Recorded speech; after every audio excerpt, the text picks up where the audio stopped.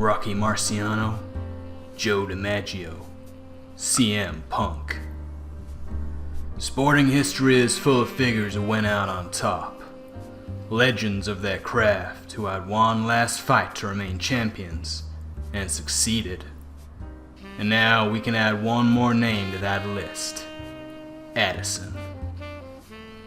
The last season of the Pokémon Premier League saw the coach of London Shockwave finally grab the gold. Before you could so much as blink, she was gone.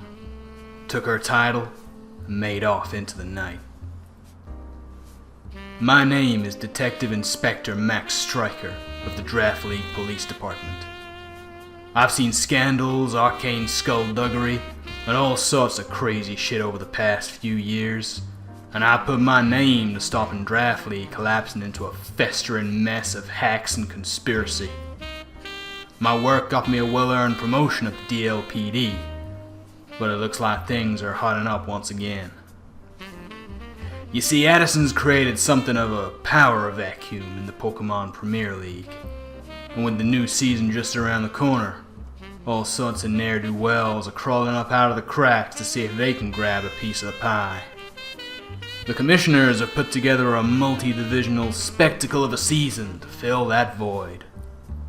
All very entertaining, but I foresee all sorts of danger, given some of the names who've come back to Draft League City.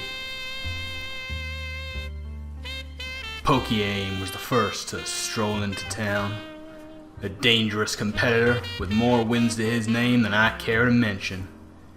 In the Draft League City underworld, he's known as Joey Know-How. That man's forgotten more about team building than most people will ever know.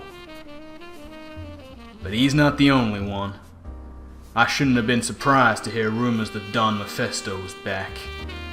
He always said this was his town, and with his mafia connections, it's hard to argue the case. Nearly took the title in Season 1, so I guess the Don's here to claim what he thinks he's owed. Got the DLPD more stressed out than a Goldine out of water. No shock to see Mount and Vepsis looking for a piece of the action. They call Mountay the Gentleman, a sharp-dressed killer who I'm sure wants to finally win what he's been so close to for years now. And as for Vepsis, he was humbled by an upstart last time he made a play for the crown. My best guess, he's out for vengeance, and isn't gonna care all too much who gets in his way. However, I was surprised to see Commissioner Ellie return to the city.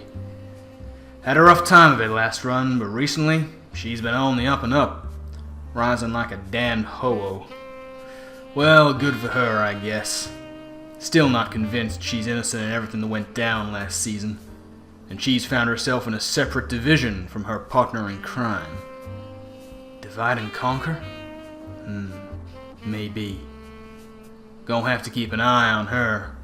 And speaking of, I gotta do the same with Seabad. Chase has eyes everywhere, watching everyone go about their business at his shadowy watch parties. Word is he colluded with Addison to help her get the busted-ass team she won with last season. He could be a useful connection, if he's willing to play ball. But I can't be too careful about who he's gonna hitch his wagon to this time. I'd love to put my trust in Mr. Onesie, but I've heard tell of a certain Swagnet making an unwelcome return. Rumors and sightings keep coming across my desk, and he's as close to a real-life alter ego as you can get, and we all know how that went down before. Plus, he hasn't been himself lately. Not answering my calls isn't like him at all. And I can't take that risk, especially with Necro Stevo thrown into the mix. The Velvet Man, as they call him, is more of an urban myth than anything. Some say he's not even real. A story to scare the little ones. Say goodnight and go to sleep, or the Velvet Man your soul will keep. That's what they say. But I know he's just as real and dangerous as any of them. Iron Boffin is the only real unknown so far, but that scares me almost as much. I've got nothing on him.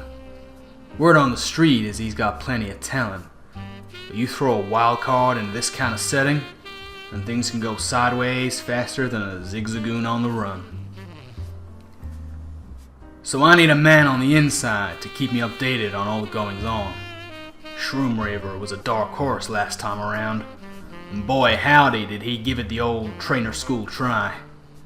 Reached the semis before Addison took advantage of his work against hacks to beat him down. Now she's gone, and Shroom's gonna need to have more eyes than a clay doll to see off the competition. But that's just the ones he's gonna have to face. There's a whole other roster kicking around, and 3 names I gotta keep an eye on are right in the thick of it. Did Commissioner Jack put himself in there by design? Coincidence is hardly prevalent in this league. Why is the Don Fanatic out of prison? He says the crimes you were accused of last time were all this alter ego shit, but it's hard to say what's real and what's just a figment. Is J. Ricky still acting as a vigilante admin member? I'm sure he's after information, same as me, but while we may have the same goal here, he needs to know not to hinder my investigations.